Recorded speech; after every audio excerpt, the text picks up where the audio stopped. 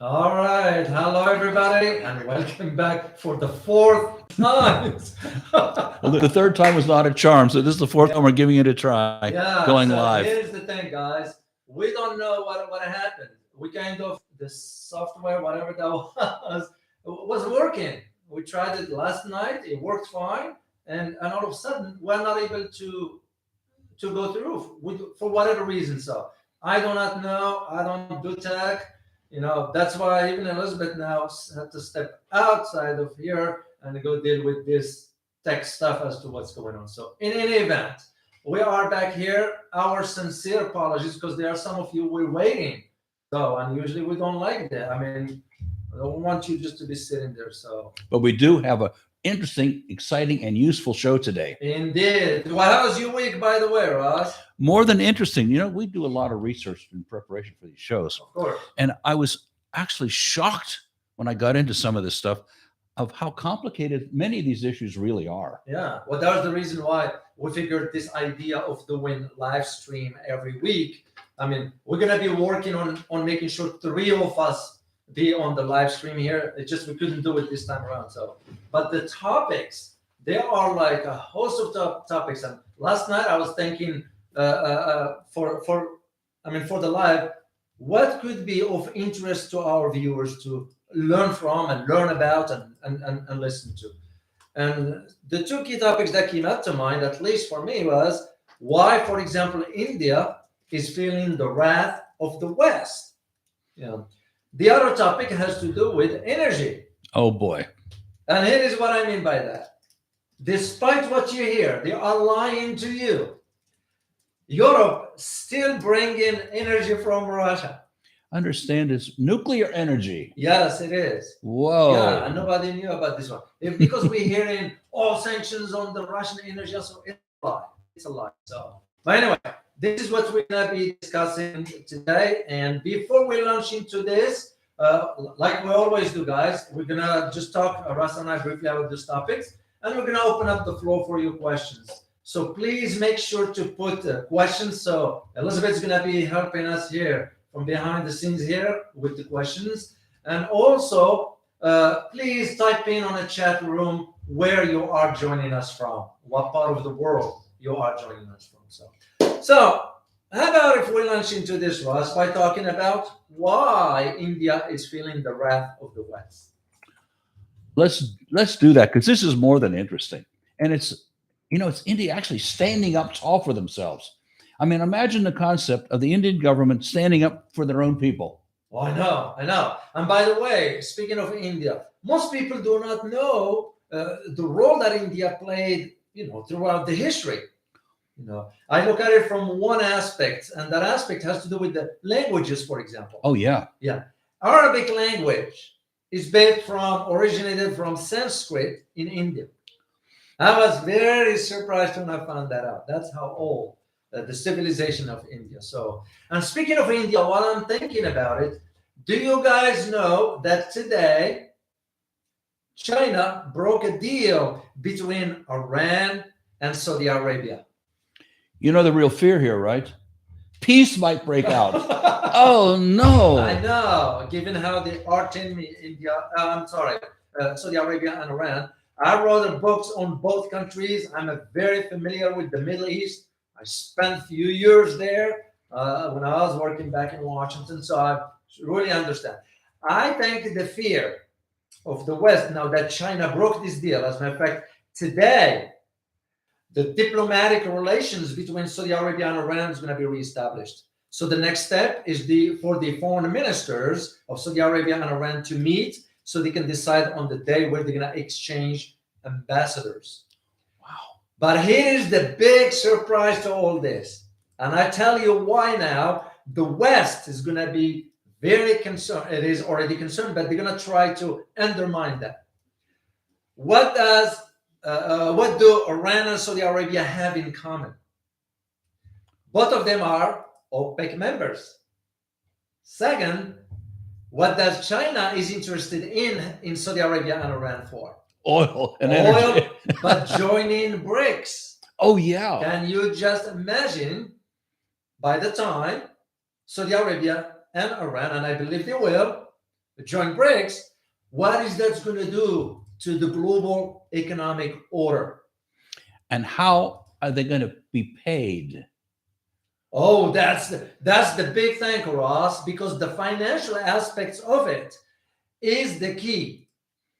Mark my word on it. The financial aspect. This is, I believe, why China was able to bring those two countries together. We couldn't do it because for us, we don't, and I don't shy away from saying it, because we lack the arts of diplomacy. Yeah. We don't. We have amateurs in Washington as far as foreign policy establishment. Because it was never a foreign policy in America to begin with for the last 30 or 40 years. You know, I've been hearing some new words that I've not heard before. Petro Yuan and Petro Gold. That is an interesting. Yeah. A lot of people thinking in terms, and I think, and again, this is my personal opinion, I think by having the ability of China to broker this deal, now I can just see the writing on the wall as to, first of all, the impact, economic impact the BRICS could make on the global stage. Oh, yeah. And second, the financial transformation to the global financial system. Because if those countries get together and decide on the currency, bypassing the SWIFT altogether. So, which means what? In a simple term, that means the sanctions of the U.S. will become useless. The petrodollar loses its power to, politely say, influence other people. That's polite, because that's not what it's actually. Indeed. Well, intimidate is a better word. You're absolutely correct, Ross. As a matter of fact, I'm not surprised. Just a few days ago, actually, no, a week and a half ago, Iraq decided to dump the dollar and embrace the Chinese yuan. But here is the thing, just to make it clear, some people misunderstood that, Iraq dumped the US dollar. No. It dumped the US dollar in the bilateral trade between Iraq and China. Iraq still selling oil using US dollars.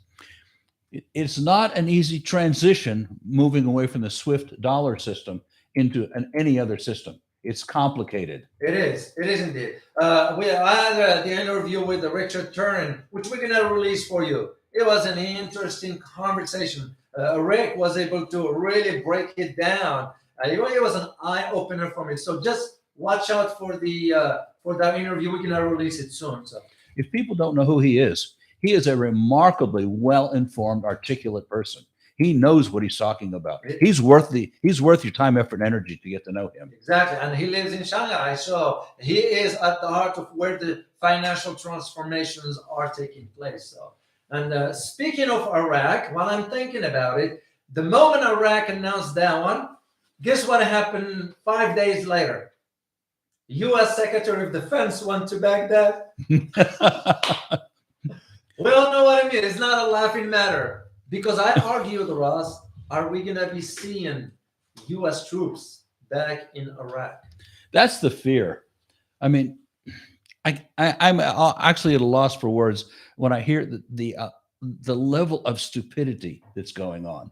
Yeah, absolutely. Let's put our troops someplace else when we're already so overspent and understaffed. Yeah, indeed. Well, you look no further than what's going on in the Taiwan Strait and Australia. So that's another topic for another day. There's too many good topics. Well, I know. As a matter of fact, tomorrow I will be doing live stream on the other channel. So if you get a chance to watch that one, I'll be talking about Australia actually. So anyway, let's talk about India as to why now India is feeling the wrath of the West. Well, there are two main things that comes to mind right away. One has to do with financial aspects. Yep. And the other one has to do with energy. Oh, shocking. It is indeed. Well, the reason being because there's been an argument as to, okay, can India rather, become a sort of a global player? Well, yeah, you can't ignore that. Because the size of India. Yes, India might not have, for example, the same level of economic output as China, but you cannot ignore the market in India. You also can't ignore the amount of quality education that's going on in India. There's some real smart people learning how to do all kinds of things. And manufacturing and other things are really on the rise. This is a rising world power. Exactly. And you look at also the other thing is demographics. Just between India and China, you look at 38% of world population. So it's no small matter, because if you are a CEO of a company or whatever, you would be thinking in terms of business opportunities or economic opportunities and so forth. So, but the West now is coming hard on India, is because India stood up and said no to the West. What am I referring to here? I'm referring to the purchase of the Russian energy. Yeah. Well, guess what, Raj? A few years ago, India has agreed to Russia's Rosneft, which is an big energy company that is tied to the government, to buy oil from Russia at 20% discount on the global market price. Oh, well, don't you think they ought to acquiesce to U.S. power and buy a lot more expensive petroleum? Yeah. No, they should not. Well, that's exactly what's led to the issue now. What made it even worse, that the West gets so hyped up, is that India came to an agreement with Russia that trade will take place in their local currencies. Whoa. Rupees and ruble, bypassing the dollar. SWIFT system not in use. No, here. not at all. And this is why I said earlier about how China was able to broker a deal between Iran and Saudi Arabia, two major oil producers. And once again, just imagine this. They are both of them inside the BRICS organization. So all the trade within is going to be done in their currencies. So that is where I see. And that is the reason why the West now is coming down hard on Modi. Now, the fear we have in the West is that Modi, Narendra Modi, the prime minister, you give him the proper respect. And I believe in this. Yeah, sometimes you might hear me saying President Comedian Z, Zelensky. Yeah, I will use the proper title, but I will not shy away from saying that. It's no different than what I say about the comedian, Prime Minister comedian Sunak of UK, the Prime Minister and the weak leader of Australia, Albo, and the Chancellor weak, Olaf Scholz. Oh boy. I don't shy away from that stuff. So, but that's where the issue is. You know, we take a look at what's going on with the SWIFT system and intimidation that the U.S. does. Yeah. Well, that isn't lost on anybody, and as nations are really figuring out how to go around the system. Among other things, they want good prices, and they resent being intimidated by the U.S. Yeah. Well, you brought up a good point, Russ, about the good prices. Yeah. Makes perfect sense. You look at it just right here for us in the U.S. with the energy stuff. Where are we heading with this? I mean, you look at, for example, the first business decision President Biden made when he became president. You know what it was? It shut off the gas pipeline. I mean, it's ridiculous. Let me give you some numbers on this. Yeah. How many American households depend on natural gas for some function like heating, their stove, whatever? Yeah. 187 million Americans depend on natural gas. Wow. Okay, so they were saying, well, we need greenhouse gases are put out from that. Well, 0.11%, which is so small in terms of greenhouse emissions. That's minuscule. It's not nothing, but it's minuscule. And we compare that with 3 billion people on the planet today burn wood and dung as their way of cooking and their way of heating. And what do you think that does for greenhouse gases? Yeah. Oh, it shoots them up extraordinarily high. So we're doing this ridiculous comparison, and you go, what is it? Could this possibly be another government overreach? I would say yes. I would say yes also. And you have to ask, what are these people thinking? Do they not have the quality information that's readily available to everybody? They must not. And what would it cost to overhaul the grid, if we're going to the energy grid Mhm. to give everybody all the electrical power they need that natural gas is currently doing. The cost is exorbitant. I mean, these things just don't make sense. Yeah. Let me give you one other data point. Sure. A coal burning power plant is under construction between China and India, one a week for the next 30 years. You go, that's extraordinary. Could that possibly be true? Even if a fraction of it is true, it's telling you about greenhouse gases because those are coal burners. Yeah. And now let's say, well, don't use your lawnmower because it's gasoline. Don't burn natural gas. These things don't make any sense at all. Yeah. I don't buy what the government. Right. Yeah, I don't buy what the government is saying because they're just using it's a lie. Straightforward. This issue of green energy. Do they have any idea how much it will cost to do that? And second, who's going to be paying the cost? We are. We are. Look what's going on right now in Europe. Oh boy. You know what they're doing in Europe right now? They're restocking the coal factories of the coal plants. Yeah. And in Germany, there's another thing they're doing now. They want to change the heating systems in homes. Really? Because they wanted to do the new Green Deal energy, whatever. What the heck are they doing? Because who's going to end up paying that price? Is the average German citizen, Europeans for that matter. When you start talking about what it costs to heat your home in the winter in Germany, it's like 400% more than you did before. It's extraordinary. You're right, Ross. Let me give you another data point. Yeah. Coal is not radioactive material neutral. Hmm. And what we have is a minuscule amount of radioactive materials are in all coal. And so when it's burned, what do you think happens to that radioactive material? It's spread over the atmosphere. We've only known that for 50 years, but there's no conversation about it. Wow, that's interesting. Oh, yeah. That is very interesting. Yeah, you look at this cost issue about, and this is why we said earlier, despite what you hear, it's a lie. Europe still depends on Russian energy. That's why they bring in nuclear energy from Russia. Still till today.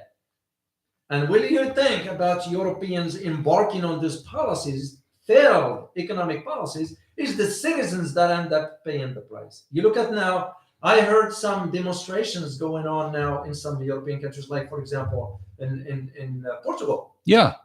Teachers. Oh, that's on strike because you couldn't afford the mortgage anymore. That's the most interesting story. They had flexible, what was it, variable interest rates on their homes? Yeah, for the mortgages. And so now now the price went jacked up, but their incomes were not moved up to allow them to afford the home they're living in. Yeah, you're absolutely correct. And this is why we're going to be noticing the idea of how this energy debate. Well, there is an energy crisis in Europe, but it was at their own making. They couldn't extend. This is why you had the German chancellor was summoned to Washington. You know who else summoned today? The Prime Minister of Australia. Oh, wow. You know who else is going to be coming too? The Prime Minister of UK. They're all being summoned to Washington. I'll tell you. I have this joke that I tell myself constantly. Yeah. And it is, let us avoid the obvious. The obvious is we need fossil fuels, at least in the interim, until we develop something else. And those resources are not here today. What we have is fossil fuel is here. Now, are we willing to go through major economic turmoil to shut down all the things that we absolutely depend on for everything that we do? Our cars, our homes, everything is really dependent on fossil fuel currently. I was in a conversation with someone who's an energy expert, especially alternative energies. And she said, we're not going to be there for at least 20 years, if ever. I'm going, wow. And how long have we been hearing about the new Green Deal thing, whatever, the new renewable energy, whatever? I've been hearing about it for the last 20 years. And one of the other things she said is, you don't look at what the costs environmentally really are of green energy. You said, and the waste that comes from them is awful. Yeah. Going, this is not a hope of the near future. No, no. Well, this is why you're seeing the Western world is sort of putting pressure on the developing world to cut down emission, while at the same time they are doing whatever they want. That was the same argument they made to Africa. Oh, That yeah. was the same argument they made to India. You know, oh, you need to cut your emission and all that stuff, while the West doesn't do it. You know, because the West doesn't deal with that. They ship that stuff to other countries for them to be used there, and it's just double standard. That's no different than the way I look at it. Like, for example, as an example, immigration issue here in the U.S. We all know it's just a political football, no more, no less. The U.S. administration has no interest in resolving that issue. So There's a concept in psychology. It's called group hypnosis. And a while ago, it really got some popularity going. yeah, And what it is a whole population is given a certain set of information, and some leaders take it on, and then other people say, "Oh, that's a good idea. It sounds wonderful." They do no analysis of it. In Europe, they burned witches, yeah, a lot of them. And it was this kind of group hypnosis kind of thing. And what we're seeing right now is leaders all over the United States and leaders all over Europe saying, well, green energy is the thing to do, with no critical analysis whatsoever. And going, this is really dangerous. yeah. This is. I'm glad you mentioned that, especially about the analysis part. And this is something, at least we take pride in our channel here in what we do, because we provide you something to learn from, some sort of, it might even be a brief analysis, but because I am seeing now on YouTube, I mean, I watch the stuff and I'm seeing everybody's calling him or herself a geopolitical analyst. Everybody, you can't go from a marketing business to becoming a geopolitical analyst. You can't go from a salesperson to becoming a geopolitical analyst. It just doesn't make any sense, because the credentials and credibility is not there. No offense to people, can say whatever they want. They are entitled, but come on. You're going to have to be realistic into. That's like me, Ross, talking about psychology. What the heck I know about that? So well, actually quite a bit, but. Well, I do know a little bit, but the one I'm not sharing with you guys, the one that I know about was the one that I had in training in the military. We all know about PSYOPs, right? Oh, boy. We all went through. So we had to go through some specific training, and the training was conducted by well-established psychologists. Those are not your average Joe or average Jane, just because he or she has the full bird rank on his shoulder or her shoulder. No. Those were psychologists, certified, trained, and with over, I remember one guy, without naming names here, over 35 years of experience. I learned a lot from it. But it doesn't qualify me to talk about psychology, because I'm not qualified for that. So, but anyway, that is I'm glad you brought that up, because now I wonder, and I always say this, guys, I have family members who live in Europe. I wonder how Europeans now handling this psychologically. The rise in energy prices, the cost of how they're going to make ends meet, the fixed salary, and the government doesn't care. Well, I can tell you one of the things they're showing is they're angry about it, and they're demonstrating in the streets in Berlin. We don't hear much about that. Not much, but when 50,000 people take to the streets on the weekend, Yeah, that's not a trivial amount of people. And it's the tip of an iceberg of how angry people really are. yeah. That makes me just now wonder about, for example, certain things going on right now in Indonesia. I just heard about an investigation is going on into corruption into Indonesia. So I wonder how the Indonesian people are feeling right now. And remember when we had the interview, I had the interview with Mr. Hussein Askari. Oh, yeah. And he provided that insights about what was really going on in Indonesia. So it's almost like, and this is where we wanted to help you understand and learn how to read between the lines when you read something from a media outlet, because psychologically they use certain keywords linguistically to manipulate the masses. You will know more than anyone about this. How many times have we done an analysis of, let's break down the speech? Yeah. And it's all designed to, too many of the things are designed to manipulate your thinking while saying nothing. Yeah. Like life, liberty, and the pursuit of happiness. Well, that's all fine, except that people are using it to steal your money and steal Yeah. your freedom. Going, wow. But they said the right words. Well, you go, it's the thing of what's the news behind the news? What's the message behind the surface message? Yeah. And what are they really attempting to do? Behavior is everything. What you do is what you pay attention to, not what you say. Exactly. Well, just before I forget, guys, remember to join me and Elizabeth. We're gonna be doing a Rumble. We're gonna be on a Rumble platform, and you all know the conversation there is free. we got a great topic we're gonna be talking about. So I hope you guys can just jump into that. We're gonna be on it as soon as we're done with this one here. So and I look forward to that one. So. Anything to add before we open the floor for our viewers' Q&As? And by the way, thank you all for whomever put a super secret. I can't see it from here, but thank you all. We truly appreciate your support, and it means a lot to us. So that is why we are always asking the question among us: are we doing something of use to our viewers? You know, I ask myself that question. That is clearly our intention. Yeah. Because I'm not personally, and I am sure all of us here, well, it's not about just sitting in front of a camera and talk. No, absolutely not. I have other things to do. My schedule is cramped. You know, just writing a book about China will consume your day, basically, just to get one page. Oh, I know. That's how much the research goes into this. So I just want you guys to know. Who's that?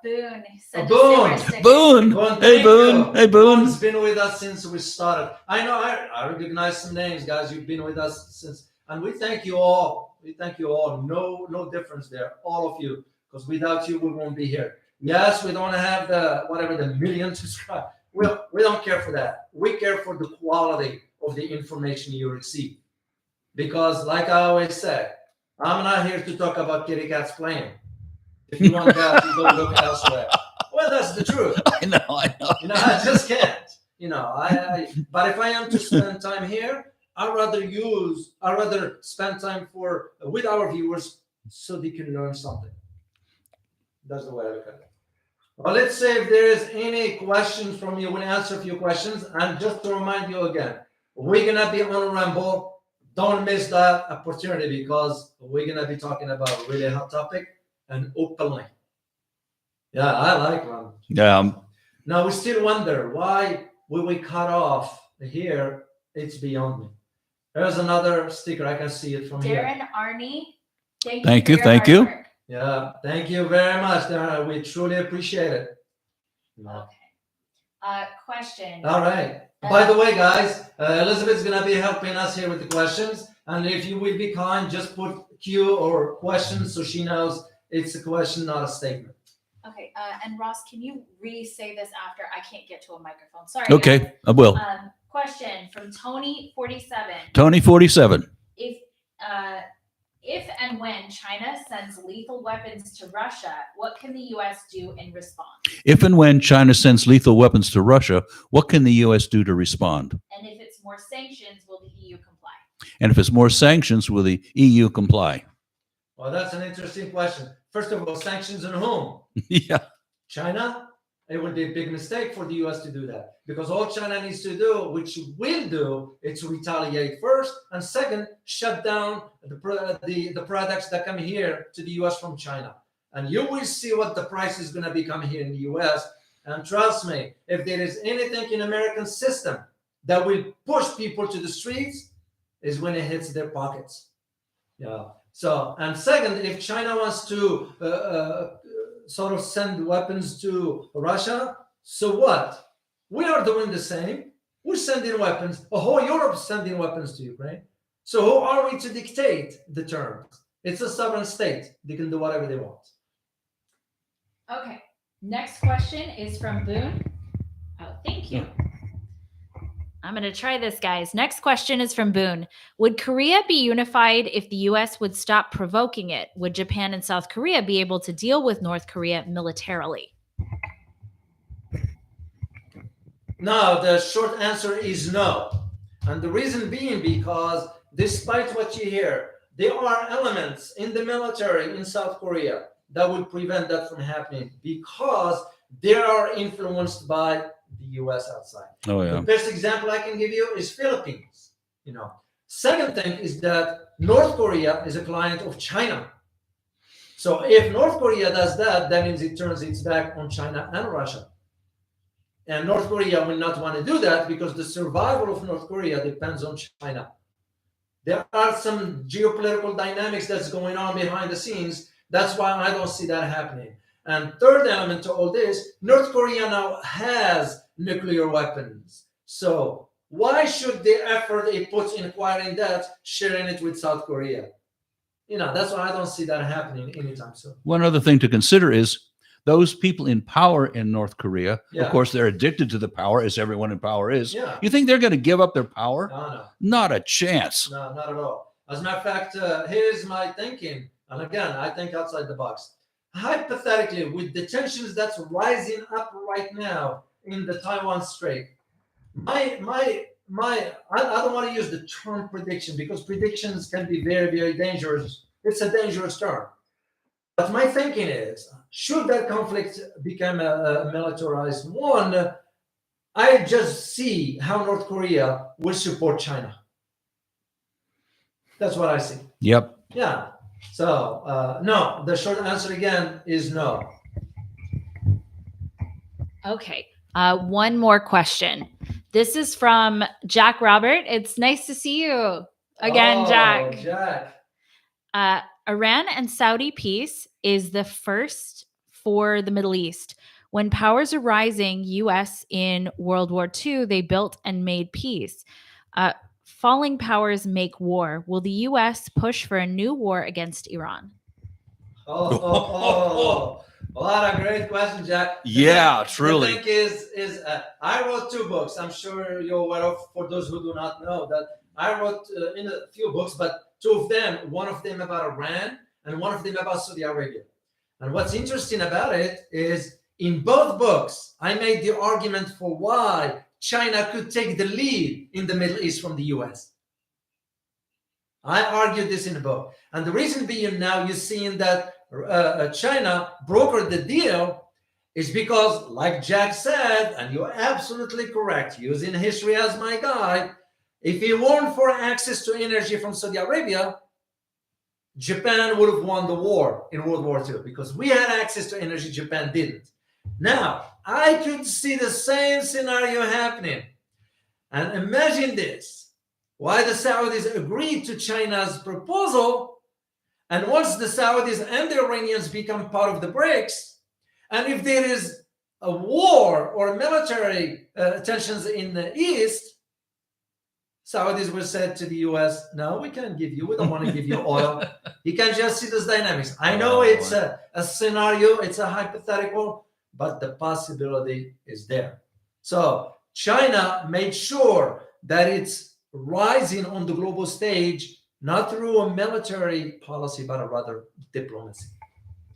Okay, one more. All right, one more question, guys, because we have to go prepare for the Rambo, and I hope you can join us there. Yes, if you guys want to check us out, we're going to go live on Rumble in a few minutes. And I posted the link to our Rumble. It's rumble.com/c/geopolitics and conflict. Okay, so the last one is from Tenchi Chrono. And thank you so much for your super chat. You bring facts and report it as it is. Any opinions on Saudi plus Iran plus China peace deal that just solidified? Yeah, you're absolutely correct. And thank you, by the way, for your super sticker. It's really appreciated. It's a big deal. In the world of geopolitics and global affairs, it's a big deal because the optics of it, here is China was able to broker a deal between an arch enemy. Those 2 enemies are Saudi Arabia and Iran are arch enemy.